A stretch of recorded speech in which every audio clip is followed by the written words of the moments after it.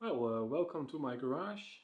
I thought I would try something new, like a vlog style stuff, but then garage related or motorcycle related, whatever you want. Let me show you my garage. Here we have my BMW GS 1250, my KTM 690 SMCR with a few kilometers on it, not that much. Here we have the Tenere 700.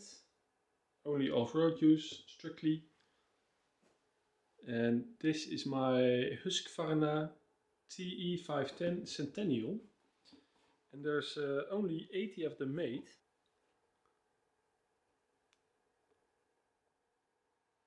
Number 80 of 100. Well, I have a lot of 3D printers. 2 over there, 2 over there, and the big one here. Mountain bike, electrical, the stand for it. I have some helmets and my gloves on the rack. My clothing, only for motorcycle stuff. As you can see, all kinds of stuff. Some bags for on the motorcycles. More bags. What else do I have? Frequently used tools. It's always handy to have it nice and ready. A workbench with some stuff, navigational tablet, and what I do like is to keep my stuff organized. So I have all little bins, all Gridfinity,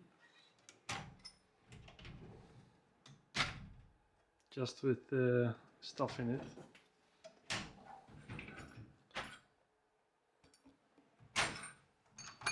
Have it a bit organized to get my my tools.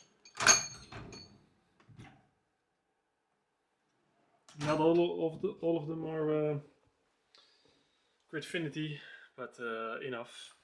One of my pictures of the first rally I did in Spain, like that photo. An infrared heating lamp for in the winter times. When I want to tinker in the garage, it's always handy. Some garage stuff, mostly organized, sort of. And maybe I'll do this more often.